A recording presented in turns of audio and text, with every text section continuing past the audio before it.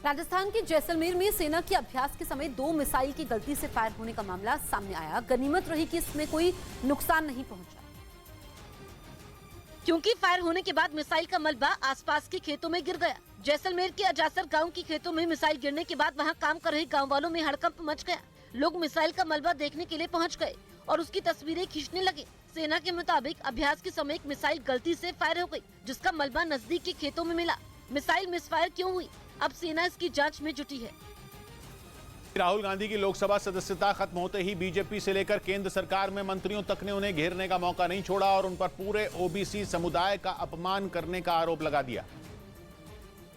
और बीजेपी की तरफ से खुद पार्टी अध्यक्ष जेपी नड्डा ने ट्विटर पर राहुल गांधी को खरी खरी सुना दी। उन्होंने लिखा कि राहुल गांधी ने सिर्फ वोट पाने के लिए ओबीसी समुदाय का अपमान किया। केंद्रीय मंत्री भी राहुल गांधी पर जमकर बरसे। लोकतांत्रिक बहस नहीं कर रहे थे राहुल गांधी, एक ओबीसी समाज को गाली देने का काम कर रहे थे। भी एरोगेंस देखिए, पूरे समाज को गाली देना और फिर माफी नहीं मांगना। बीजेपी ने कहा कि राहुल गांधी ने प्रधानमंत्री के सरनेम पर बयान तो दिया ही, उसके लिए कोर्ट में माफी तक नहीं मांगी। इसलिए सरकार और पार्टी राहुल गांधी के बयान को पूरे ओबीसी समुदाय का अपमान बताकर उन पर टूट पड़ी। इधर मध्य प्रदेश के मंडला जिले में एक स्कूटर में शॉर्ट सर्किट होने के बाद अचानक आग लगने से पूरे इलाके में अफरा तफरी मच गई। आग इतनी भयंकर थी कि देखते ही देखते पूरे स्कूटर को अपनी चपेट में ले लिया और भरे बाजार में स्कूटर सड़क किनारे धुंध कर जलने लगा। आग की ऊंची ऊंची लपटों को देखकर आसपास के लोग इकट्ठा होने लगे। कोई कुछ समझ पाता, इससे पहले ही आग विकराल रूप धारण कर चुकी थी। लिहाजा लोगों ने बिना समय गवाए आग पर पानी डालकर उसे बुझाने की कोशिश शुरू की। हालांकि कड़ी मशक्कत के बाद आग पर काबू पा लिया गया, लेकिन स्कूटर आग में जलकर पूरी तरीके से खाक हो गया।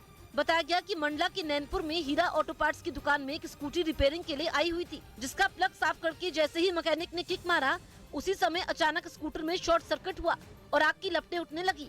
गनीमत रही कि इस हादसे में कोई हताहत नहीं हुआ।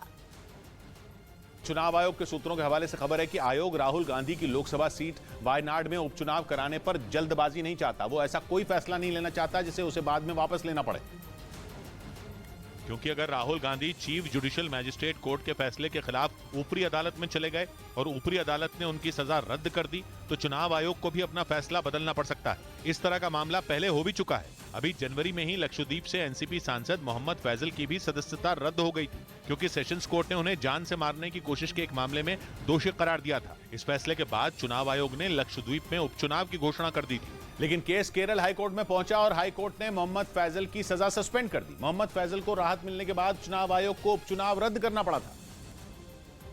और चुनाव आयोग के सूत्रों का कहना है कि आयोग वही बात राहुल गांधी के मामले में नहीं दोहराना चाहता, इसलिए वो राहुल गांधी की ऊपरी अदालत में अपील पर नजर रखेगा और देखेगा कि क्या फैसला आता है। हालांकि सूत्रों के हवाले से कहा जा रहा है कि ऐसा भी नहीं है कि चुनाव आयोग लंबे वक्त तक केरल की वायनाड सीट को अधर में लटकने देगा। अगर राहुल गांधी के मामले में जल्द फैसला नहीं आता है तो हो सकता है कि चुनाव आयोग वायनाड में उपचुनाव का ऐलान कर दे।